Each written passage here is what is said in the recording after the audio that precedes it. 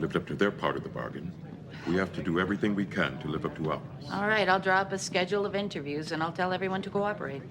And Major, when you're with the Romulans, try to be diplomatic. I'm always diplomatic. That is the most ridiculous thing I ever heard, and I resent the implication. You seem very agitated for someone who's proclaiming her innocence. Indeed, your emotional state would seem to indicate that our theory is correct. Why were you in Odo's quarters when the ship was attacked? We were talking. About what?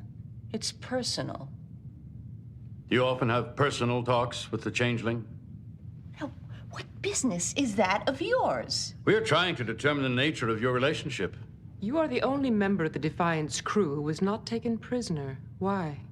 Did the Founders believe Odo would react badly if you were harmed? Has Odo ever shown any kind of physical interest in you, Major? That's it. You can rip the cloaking device out of the Defiant right now. I am not answering any more questions. And I suggest you avoid asking Odo those questions, or you may just find yourself on the other side of that bulkhead floating home.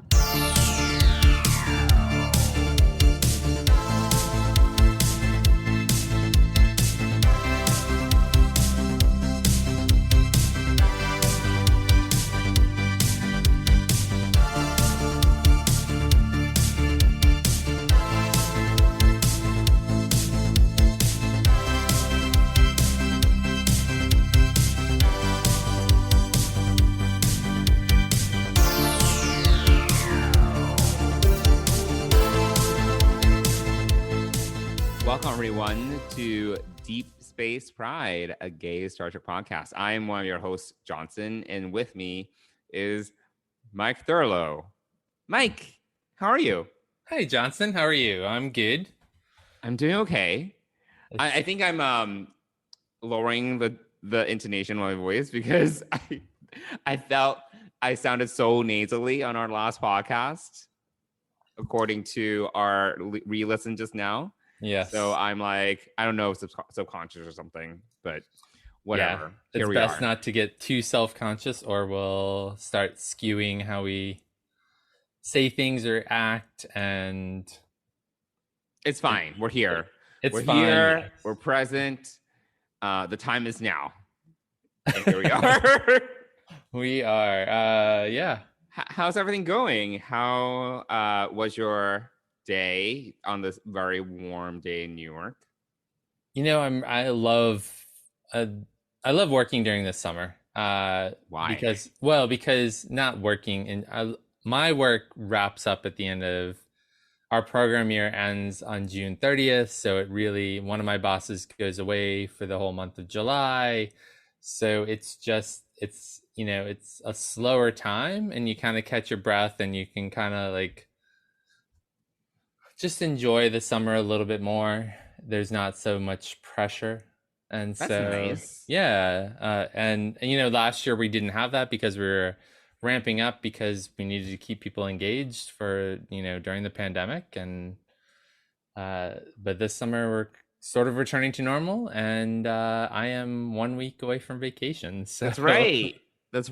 It is coming up really, really soon. It is, and Dennis and I are super excited. All roads have led to this. All roads have led to this, yes. So very excited. And then you'll be doing our Women at Warp panel are you going to be like on the beach in Hawaii or something like that? I mean, I'll be in Hawaii. I don't think that it'll, I think that, the waves might cause some background. I don't know if there's, no, I'll be doing it from where we're staying in Hawaii. Yes. It's early in the morning, so it's not like your whole day or something. Yeah. It's not interrupting my day. I'm just getting up a little early, or making sure I'm up early and setting up. And that's it. Yeah. So for those of you who are listening and are like, what the heck are they talking about? Mike and I are going to be participating as part of basically it's a podcast festival that's being hosted by Women at Warp. And we are going to be doing a 1 hour segment on July 18th. 18th. July 18th Yeah. at 2:30 Eastern. Right. It's live streamed on the Women at Warp Facebook page as well as on their YouTube channel. Correct.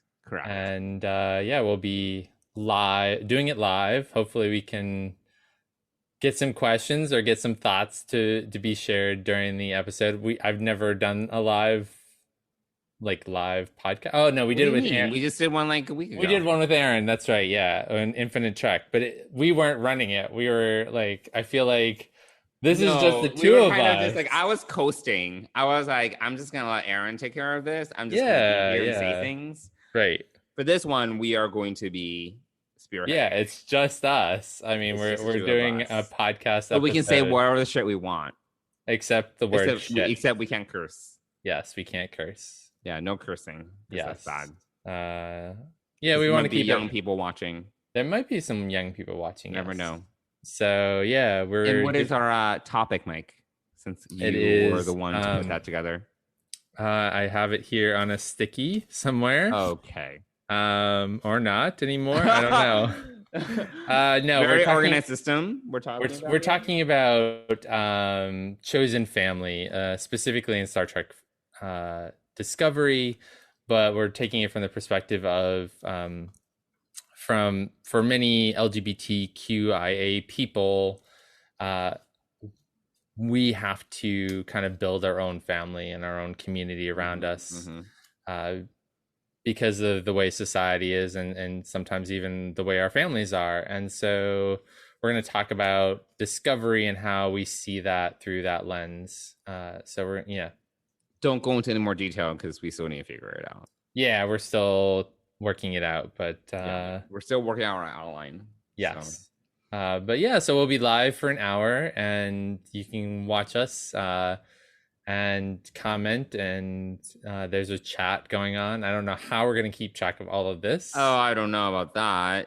I don't think I multitask and pay attention to you. And me to keep you in line and make sure that you don't break any of the rules. Oh, geez. There's so many rules. There are. You have to be really well behaved. Well behaved. I know how to be well behaved. I am tactful all the time. Are you? Am I? Well, there we are. So that's a little bit of a plug for our Women at War panel. So we hope that you all tune in. And there's July a bunch 18th. Of other. Yeah, there's a bunch of podcasts out there. It's that whole weekend. Yeah, it's a whole weekend. Yeah. I think the Sci-Fi Sisters, who are also on the Trek Geeks podcast network, are doing a panel as well. Correct. And it's basically called the Idic Festival, I want to say. But go to our social media and check it out. You'll get the links, and you can find out where we'll be. It's Did we provide the links? Did you provide the links? It's on the social media. Our social media? Yeah. Oh. Well, it was on our story. I'm sorry. We're gonna have to. Someone who's in charge of social media, which is not me, needs to. I saw you post it to our stories. I saw that. Yes, I did. Job, Mike. Look at you sharing to our stories. Yes. So it's on our story. It was on our stories. It won't be as you listen to this. So we'll have to put up a social post about it. Ugh. And they gave us assets, so you don't have to do anything but post it. It's not that hard. It's fine. It's fine. Well, everyone can look forward to that on Sunday, and you can listen to us banter for an hour live. Yes, and tell us how crazy or not crazy. Oh, crazy is one of those words we can't use. We can't use the word crazy. We cannot. How wonderful we are. All right. Nice save. Nice save. So we have that going on Sunday, and then over the weekend we recorded a bunch of episodes. We banked a few episodes because you're not going to be here. I'm not. So our listeners can look forward to going back in time when we release those episodes in sequence when you're on vacation. But we continue the underappreciated episodes of Deep Space Nine. So we had some great chats about some really good episodes coming up. Yeah, it's actually crazy. So we recorded 3 episodes. So that will take us through season 6, and then you come back. We have 1 episode, and then we're at Las Vegas. We're in Las Vegas for the 55-year mission celebration, whatever. And then Lower Decks premieres. And then the year is over. Then what, no, I mean, so Lower Decks premieres while we are in Las Vegas. Correct. And so while we are traveling to Las Vegas and while we're out there, we'll try to post some social media things out there as Deep Space Pride travels to Las Vegas. See us try not to kill each other live in person. You're gonna be like waiting in line for all these things, and I'm just gonna be there waiting with you because what else am I gonna do? Right. I don't know that I'm gonna be waiting in a lot of lines. I mean, I have. Aren't you gonna do like photo ops and like autographs? I'm gonna choose 1 or 2. I'm not gonna go overboard. And tchotchkes and things. A few. I'm not gonna go overboard. One of the things, if dear listener, if you are a fan of the Trek Geeks podcast, they've been doing these little convention planning things, and I've been listening to that too. Yeah, it's been actually really helpful. And one of the things that they did say was, have a budget. I think one of the pieces of advice was go to the supermarket. I was like, bullshit. I'm gonna put together a sandwich. I'm not doing this nonsense. Yeah, no. I mean, the only thing I could think of from that would be water, but whatever. Water would be the only thing I would want. Yeah. I mean, I'm not gonna go grocery shopping. We're from New York, so we're used to eating out. It's just gonna be a weekend of eating out. But everyone has different budget levels. I'm just saying I have zero desire to go to the supermarket to get some. Sure. Yeah, no, it's great for some people. I don't want to go to the supermarket. All we need is water. And there's a 24-hour Starbucks there, so... What? Yes. Really? Yes. Oh, my God. Yes. Oh, my God. I didn't know that. That's amazing. So we have coffee, and we need water, and then does New York have a 24-hour Starbucks? No. Oh, my God. Yeah. That's amazing. Yeah. Not that I'm aware of. I don't know. I love Starbucks. Yeah. I mean, so do I. So... I guess we have 24-hour 7-Elevens or we have a lot of bodegas and whatnot. Yeah. So that's fine. But also, of course, why wouldn't Starbucks be open 24/7? You have makes sense. People who want to stay awake and play and gamble all night long need coffee. So yeah. So there's that. All we need is water, and that's and we'll go out to eat. That's it. But yeah, so going back, I'm just gonna set aside a certain amount of stuff. I don't want to overdo it. I want to relax. I want to meet people. I want to just chill out and have fun. And I don't want to be. I hate waiting in lines here in New York. So why would I want to go to Las Vegas and stand in lines? Although I've done photo ops. Yeah. I've done that. I have done that. I've done that at New York Comic Con. So yeah, it's something to look forward to. Yeah. I have some thoughts on. The funny thing I was thinking about. I haven't checked on the website yet, but I think we talked a little bit about it. Like, we're watching a lot of Deep Space Nine. We're seeing Jadzia. I love Terry Farrell, so maybe I'll get a photo op with Terry Farrell. That's who I was thinking of. The other person that I think would be cool to meet is Anthony Rapp, who plays Paul Stamets on Discovery. So I think that would be, maybe a good autograph to get. Maybe even a selfie with Paul Stamets. That'd be cool. I didn't know until I listened to the podcast, the Trek Geeks podcast, that you have to pay for these. Oh yeah. Photo ops. I didn't know that. Yeah. I've never been to a convention, so I have no idea. Yeah, I mean, I knew that. I mean, I knew that from going to many, many years of New York Comic Con. So yeah, I have Nichelle Nichols' autograph. I have a Your Teeth Are Fine. Continue. I have a picture with her as well. And I also have a picture with Matt Smith and Alex Kingston from Doctor Who. Oh, I was like, when was Matt Smith in Star Trek? And He then I wasn't. remember you were talking about Comic-Con. Yes, I'm talking about New York Comic Con and Doctor Who. So I paid for them. I got an Alex Kingston autograph. I've gotten a Peter Capaldi autograph as well. So Cool.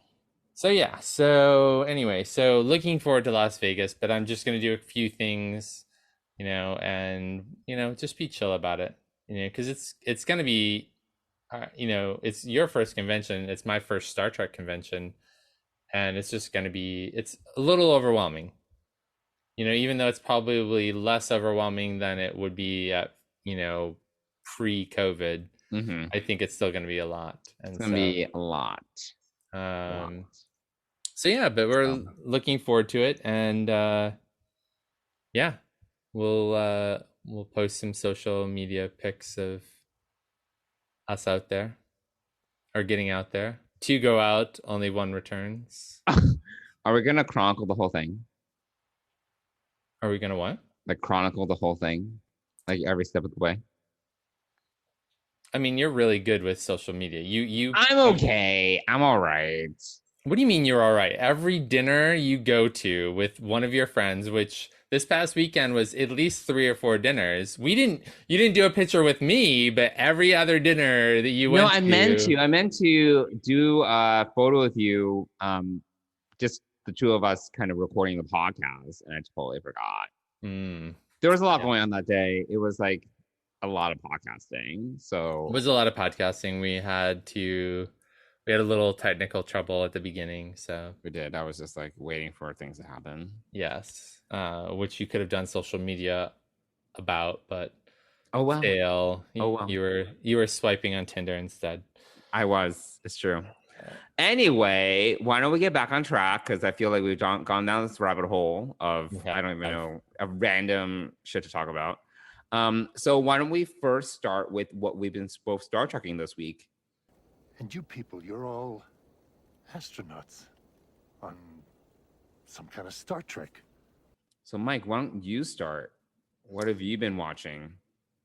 Well, I watched a lot of Deep Space Nine to get ready for our podcasting extravaganza, or whatever you want to call it. So I've been watching 7, right?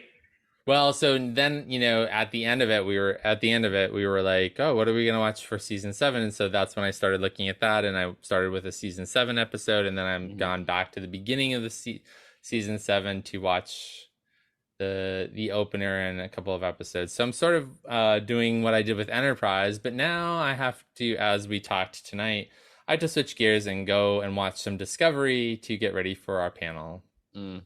Oh my gosh, it's been so long since I watched Discovery. It has been. Not as long as it's been since I've watched Deep Space Nine, but right. And then I did finish. I don't know if I mentioned it before. I think I did. I finished season 2 of Enterprise, and I think I was at the 1st or 2nd episode of season 3, and you kind of stalled at season 3. I did stall, which was not unexpected, right? Yeah. No, I know you didn't like the Xindi arc. I mean, there are definitely some good episodes. Sure. No, it's just it's an entire season arc of the thing, and Yeah, it's all right. I mean, the thing is, but there are plenty of episodes that you watch this, and you're like, this could be another season. Like, it doesn't really matter. Yeah, I think still a lot of standalone stuff like that. Yeah, sure. Yeah. So, I mean, I think I'll eventually get back to it, but we're now in Deep Space Nine Zone, so we're doing that, and that's really getting me excited because it is my favorite series, and I did not rewatch Deep Space Nine during our lockdown. I know you should have. I really should have. That's what when I'm talking to my kids years from now and they say, Dad, what did you do during the pandemic? Or what didn't you do? What do you regret about the pandemic? I'm going to say that I didn't rewatch Deep Space Nine. All right. So there's that. Yeah, so I've watched that. I don't know if I've watched anything else. I've watched a bunch of other stuff, but like we watched some movies and whatnot. But yeah, it's mostly been Deep Space Nine. Okay, that's respectable. Yeah, I haven't really watched any of the movies or the other TV shows. Although I'm getting, I am getting the itch to watch Lower Decks Okay.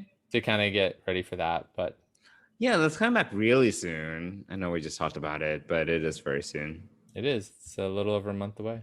Yeah. So what about you? I know that you watched some. Very limited. So other than the Deep Space Nine episodes that were part of our homework assignment. That was part of our the episodes that were part of our homework assignment. There we go. English. I had to like formulate the sentence. I also watched 2009 JJ Star Trek, which is good. Netflix knows me, and it was like, here, it's available, watch it. And I was like, okay. It's like giving candy to a baby. I'm like, I can't resist this. Of course, I'll watch this.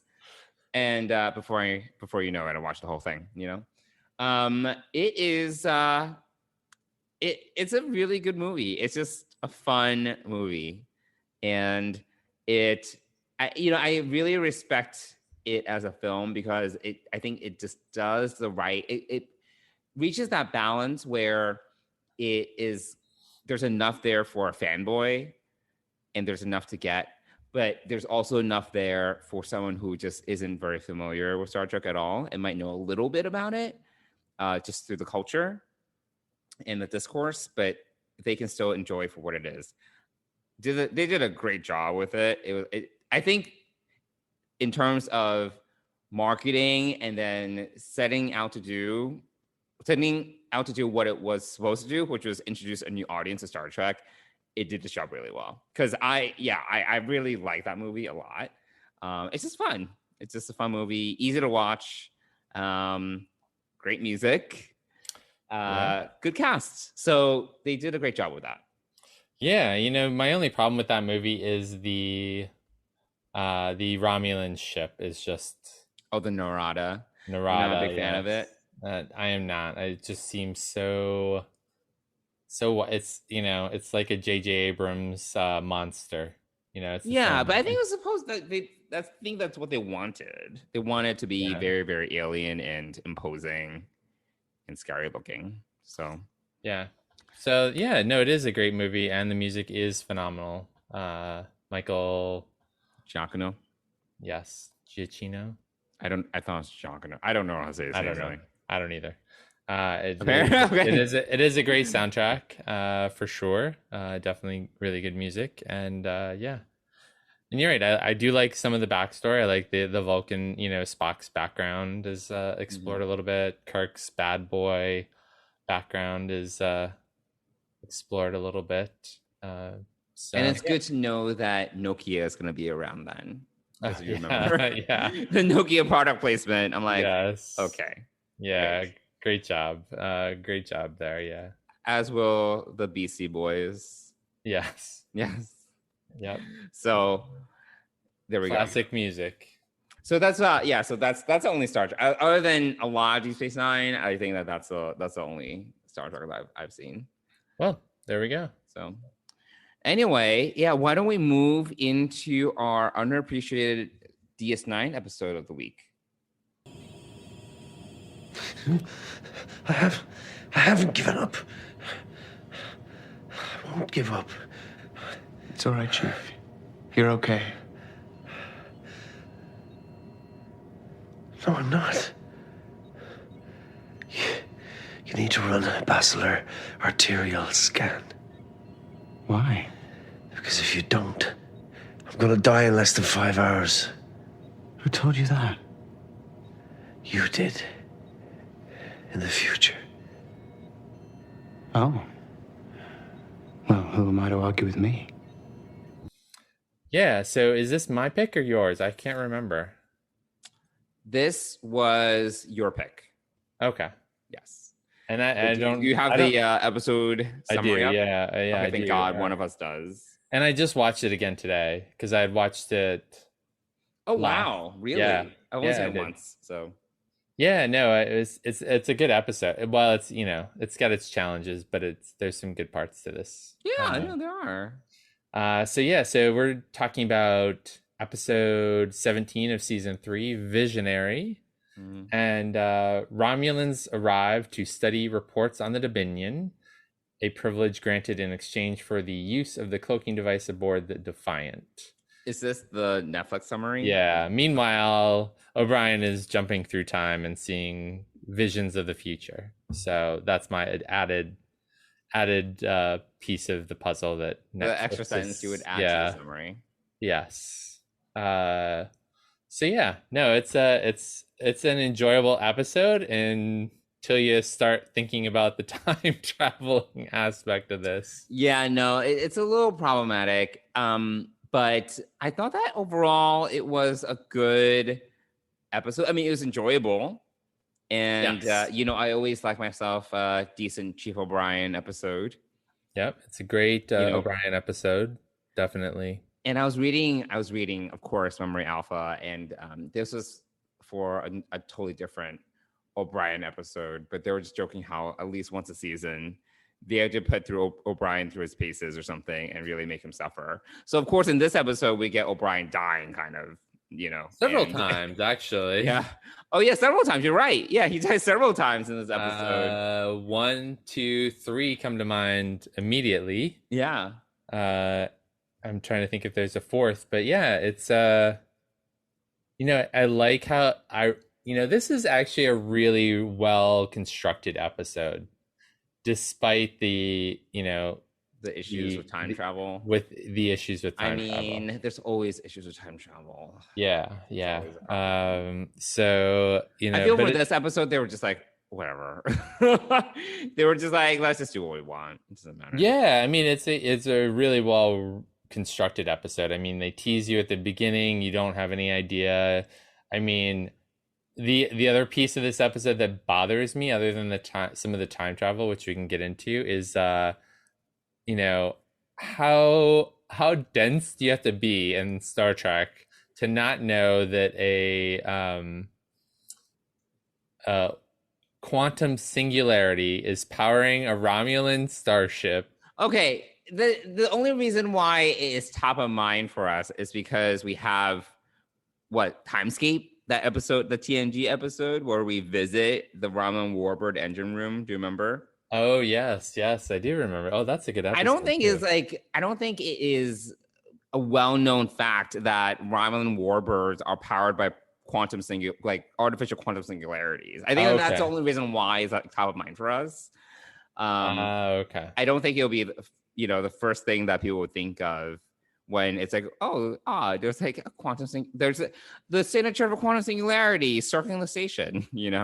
Yeah, in an orbit that would be like a ship orbiting, that's, you're right. I guess that's sort of the, what you have to kind of take into account is that, something that they don't. Or it's not like, obviously Chief O'Brien kind of figured it out. He was like, oh yeah, but I don't think it's very top of mind. Right, yeah, he didn't figure it out till well into the episode, but so that's my only other picky thing about it is it just seems kind of obvious if something's floating around orbiting the space station and you've got Romulans on there, why wouldn't you put together that the Romulans are being shady? Yeah. But it's just it is a really well constructed, you do understand why the Romulans are there, and again, as Netflix says, in exchange for the Defiant's cloaking device, they're getting information on the Dominion. I would say that the Romulans who are in this episode are mediocre-ish. They're not Sela or whatever her name is. They're not super, although that would have been great. That would have been awesome to have Sela come and I know. I wish that we got more Sela, but that was not meant to be. Yeah. So, but it was okay. I mean, it was kind of just their random Romulans for the week. Yeah, exactly. Yeah. It was less about them and more about O'Brien, obviously. Yeah, but it also, again, I think we've mentioned this before, it kind of calls back to other parts of the, I mean, obviously you get the, which we all knew was the cloaking device, but it also goes back to the adventure when they were all abducted by the founders and put into that, place where they lived out. Right, when they were, it was the Matrix. It Yeah, was like a shared essentially, dream or whatever. yeah, the founders' version of the Matrix. But yeah, so there is some of that. You have to kind of know that, and then you have to remember that Odo saved Kira, and she, there's feelings there, and so there's a few things that you can't just jump into this episode and be like, know everything that's going on, because there is a lot of continuity into this piece. But so there's that. This is actually kind of a thing where it's a really well balanced episode between the A and B plot, and they're both really well intertwined in this case. Wait, what's the A plot? What's the B plot? I see. Well, I guess since I would say that the O'Brien is the A plot, like is jumping through time, but the B plot is that the Romulans are there, like interviewing everybody and trying to find out more about I kind of saw it as like kind of one, because they kind of tied together. I didn't really see it as like two separate plots. Oh, see, I did, because O'Brien doesn't really interact with the Romulans at all. Like there's like, it's almost like it's Kira and Cisco that deal with the Romulans, and then it's O'Brien and Bashir on the other hand doing their like time jumping thing. So. Yeah, I guess they kind of intertwine pretty quickly in the episode, because obviously you have the Romulan warbird causing his time jumps, but then you also get in the middle of it when he's killed, quote unquote killed for the first time. Right. It's because the Klingons are trying to spy on the Romulans. Yeah. And they booby trap that panel. But you don't know it's the Klingons till well into later in the episode. So. Sure. But I'm just saying that they kind of, it all kind of ties together. Yeah. I guess it does start as two disparate plot points, but then they kind of. Yeah, they do eventually meet, and they do intersect, and things go on. But it's just kind of interesting how all that kind of plays out. But yeah, I thought it was a great opportunity for O'Brien to shine. I thought it was. Bashir had a major part in all of this too, with O'Brien. So it was kind of them exploring this, because they had a lot of scenes together, from playing darts to one of the things that stands out right now as I'm thinking about it is like Bashir sees O'Brien standing there as he's just like changed from doing the autopsy, and is like very matter-of-factly like, oh, it's you.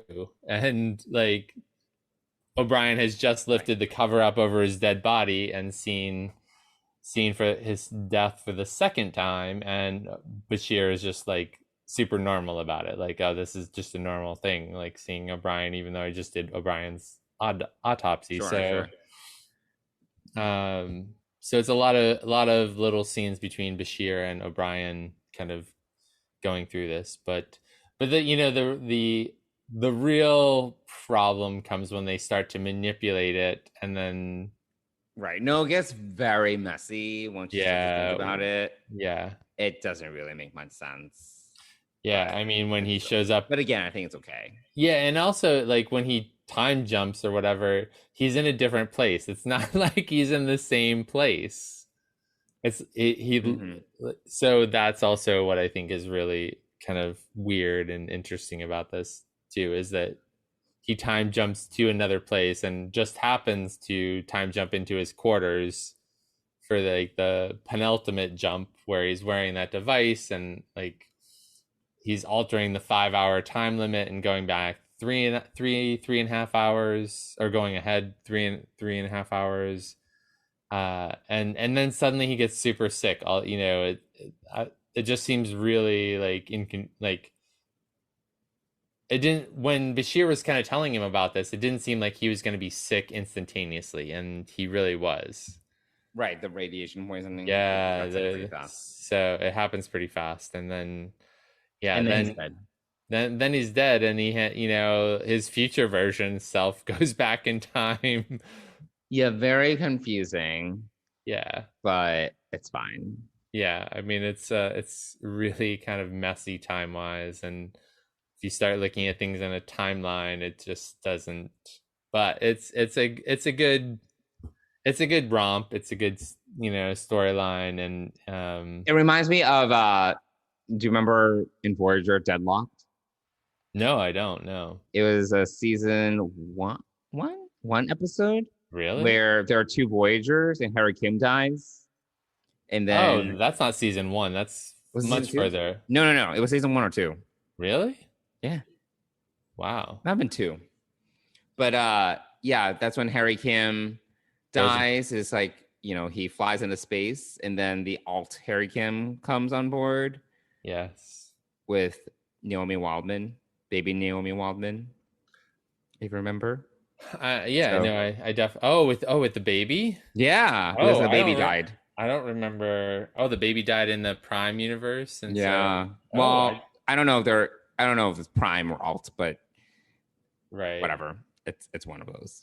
Interesting. No, so, I don't remember. That was another example where you kind of have a major cast member or major character die, and then get replaced with some sort of. In this case, I guess it's a temporal replacement, while the Harry Kim situation is a quantum replacement. Thank you, science major. Well, I think that there was like a follow-up book to this, like a Voyager novel, like one of the pocket novels, where the fact that Harry Kim and Naomi Wildman are technically out of quantum sync with everyone else, that they are able to kind of like save the day or something like that. I don't remember. Huh. Which I thought was interesting. But anyway, now we're veering off. But this is another case where you kind of have like an OBrien from the future, like a few hours from season 2 Voyager, by the way. Okay. Well, no, I was correct. It was you were early Voyager. Early Voyager. Towards the end, episode 21. So yeah. Yeah.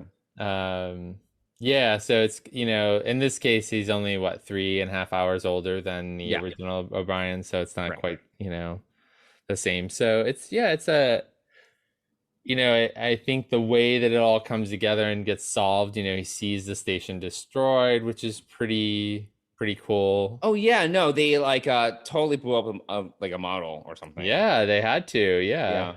Back then they had to. Yep. No, I like how the episode escalated like that. The stakes were ever higher as we kind of go along. Definitely. Yep, it definitely. And then you end up with a scenario where the station blows up and the wormhole collapses. This is great. Yeah. The one thing you don't get to see that would have definitely happened in order for the whole story to kind of follow the plan that the Romulans had is that all 3 of those runabouts would have been destroyed by the Romulans. Probably. All the 3. What about the runabouts?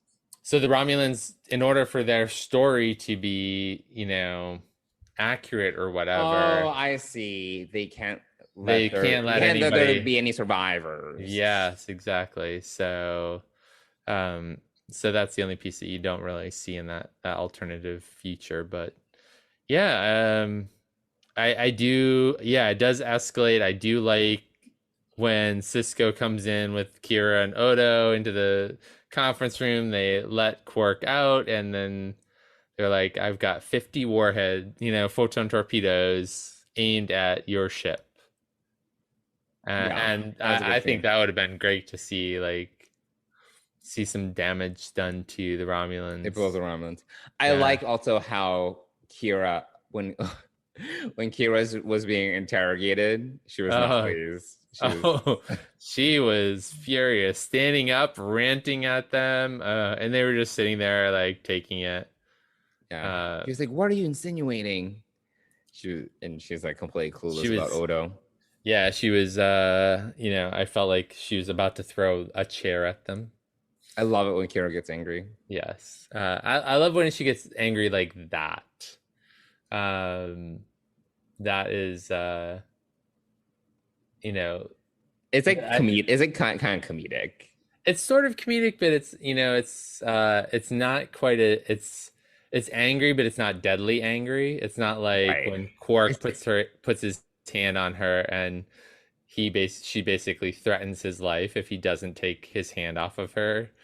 You'll never have that hand again. That sort of deadly force. She's just, angry and like, and then she goes and talks to Odo about it, and he's like, where did they get that idea from? Right. Yeah, he's trying to be nonchalant about it. Yeah. So it's there's and there, the whole this is where the dartboard in Quarks gets introduced.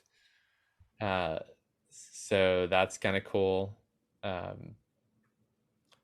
and it's also interesting because you get to like the future. Well, obviously throughout this whole thing, one of the things that kind of happens is that the time traveling OBrien gets to interact with his future self. Mm-hmm.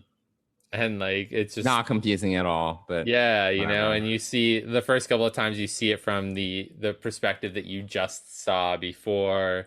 I mean, they did some really good camera work, especially with the brawl in the bar. Like each time that he saw it from, like, it's shot from one of two different angles. So you know which OBrien is, I thought they did a really nice job with that. So yeah, overall, it's an enjoyable episode. It doesn't make a lot of sense, but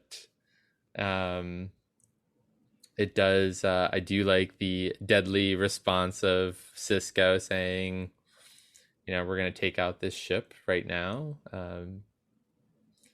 and kind of call their bluff. So yeah. I think that's really, really good. And yeah, it's you kind of, it, as I'm watching the later seasons, right, they become the Romulans are allies with the Federation, but you realize from this episode just how treacherous Romulans are. Like, they cannot be trusted. Right. And then is it next week in our episode we talk about Kira, like, and the Romulans come to stay on the station, and they put all the photon torpedoes on the moon. Next week's episode of next week's episode of our podcast, when we talk about season 4. Yeah. Isn't that the episode where Kira kind of has a showdown, or did I watch an extra? No, you watch a different episode. I know the episode you're talking about. That's later. Okay, all right. Yeah, that's a different episode. That's the problem, when you start watching these things and talking about them in different orders, like. Yeah, I know the one you're talking about, but I don't even remember what's. Honestly, having watched all of Deep Space Nine within 3 months, I have definitely conflated where certain episodes take place season wise. Okay, so I don't feel so bad. No, that's not an episode that we plan to discuss. Oh, okay. All right. Yeah. But definitely, I appreciated this episode. I don't know if it's one of those episodes that I don't think would have standed. It's underappreciated for all intents and purposes. Yeah. It fits our categorization of how these episodes are. So again, it's not one of those episodes when you look back and you're like, oh yeah, season 3, I remember. It's just not. Right. Yeah. No, it's definitely an enjoyable episode if you can get over the time travel foibles. And time travel is so messy anyway that like it's like, what's the point? What's the point of keeping track anymore? True. There we go. So, but yeah, no, I also thought overall this was just a fun episode. Not appreciated in the sense that it is an episode that you look back on super fondly, but it's still enjoyable. And another great reason for OBrien to have a moment. So yeah. I'm trying to think if there's anything else I want to add. I think we pretty much covered all of it. I do think that there were a few moments throughout the episode where people didn't seem concerned enough about Chief O'Brien. Like that moment when you mentioned when Julian is like, oh, he just died, and Julian's kind of like just like whatever. Yeah. But if you remember at the so the cold open, the teaser, right? O'Brien is just unconscious, right? Yes, yeah. And Kira comes up. Kira doesn't even be like, "Oh, Chief, how you doing?" Kira's just like, "There's something going." Like she just, she's just like the Romulans. She doesn't even ask O'Brien how he's doing. Like, true, she doesn't give a shit. Like no one gives a shit about Chief O'Brien. Yeah. And I'm like, oh, poor Chief O'Brien. No one really cares. So yeah, I kind of felt that was kind of like a occasional recurring theme throughout where people probably could have been a little more concerned about like how he was doing, but it's fine. Everything's fine at the end. So that was the one thing that did stand out to me when I was watching this episode. I was just like, yeah, like poor Chief O'Brien, nobody cares. So but yeah, I think that about does it for our discussion of Visionary. Did you have anything else to add? No, I think it's enjoyable. I enjoyed watching it twice. Once last week and once this week. So I did not need to see it twice. I mean, I enjoyed it, but I had so much else to watch when it comes to Deep Space Nine that I was like, it's all right. Well, no, that's why. I mean, I've been watching too much Deep Space Nine, and obviously I'm getting like all my things. You're just starting to conflate episodes, yeah. Yeah. So anyway, cool. That about does it for this week's episode. Mike, what are we talking about in our next episode? We are talking about season 4's Return to Grace. That's right. Yes. So correct. We did have a debate about whether to talk about Crossfire or Return to Grace, but in the end, we ended up talking about Return to Grace. You felt a little more strongly about Return to Grace, which is funny because that was my original recommendation, but that is totally fine. Hashtag basically someone wants credit for choosing that episode. Yes, I get all the credit. Oh, right. Well, there you go. Every DS9 episode, honestly, it's very watchable, very watchable, and you can probably always have a conversation around any of them. So yeah, there we are. Cool. So Mike, do you want to give a quick shout out to our sponsor?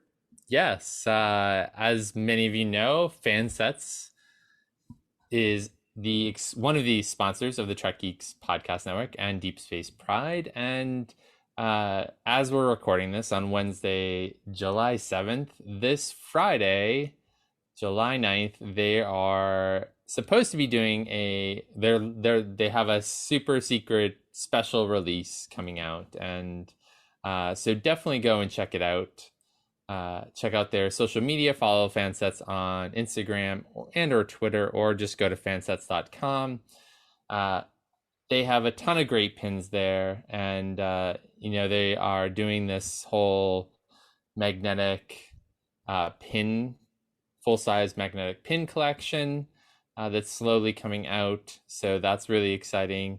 But go to fansets.com, throw a bunch of pins into your cart. If you buy all the pins, there are a lot of pins, so I don't know if you want to buy all of the pins, but that would be really expensive. That'd be great for Fansets, but I don't know that you need all of the pins. But pick out your favorite pins. They have some great deltas, as I said, and they also have a bunch of micro crew pins for Deep Space Nine, so definitely go and check those out. Put $30 or more into your cart and you'll get free shipping. And if you use the code DSPRIDE, all caps, in checkout, you'll get 10% off your order. And we want to give a huge thank you and shout out to Fansets. We'll get to meet those guys out in Las Vegas in a few weeks.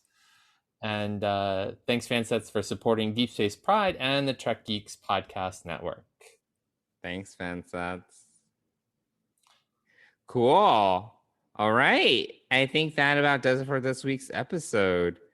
Mike, how can our listeners find us on social media? Sure, you can find us on Instagram and Twitter at Deep Space Pride, or you can send us an email, and you can do that by emailing deepspacepride@gmail.com. Also, all of our episodes and all of the episodes of the Trek Geeks podcast network are on the new Trek Geeks iOS and Android app. So you can plug. You can search that on the various app stores and download that to your phone, and then you'll have access to all of the podcasts, ours included. And there are some app exclusive podcasts as well, which we will have to record one in the future sometime soon for that. And so definitely go check it out. Also, that's a great place. You can leave us a voicemail through there. You can contact all of that. And also you can find out about the Fan Geeks party at Las Vegas through there as well. So yeah, get excited. A lot of great reasons to download that app, but it's a great place to get our podcasts when they are released. Yay. Another app for your phone. Yes. More apps. Cool. More apps. All right. Well, I think that about does it. I guess we'll see each other next week. Not really. We won't. You're going to be on vacation, so we're going to be rolling out our banked episodes. Right. But next week we are talking about Return to Grace, season 4's underappreciated episode of Deep Space Nine. And we're going to be live with Women at Warp. Yes, on Sunday, July 18th at 2:30 p.m. Eastern. That's right. Cool. So check out our social media for all that information. Our social media manager, Johnson, will put that all up on our social media feed. Yes, it's going to happen. I promise. All right. Well, it's good talking to you, Mike. Yeah. Listeners, hope you had a good time as well, and we will talk to you all soon. Have a great week, everybody. Bye, everyone.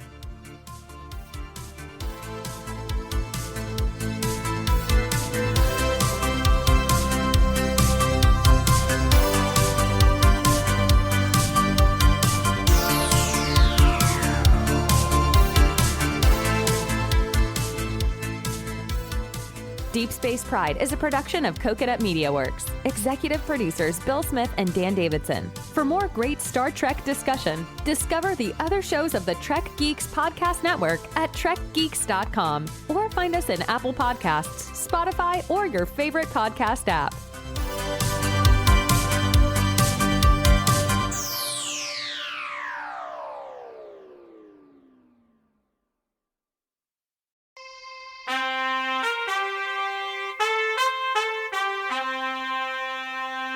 Coconut.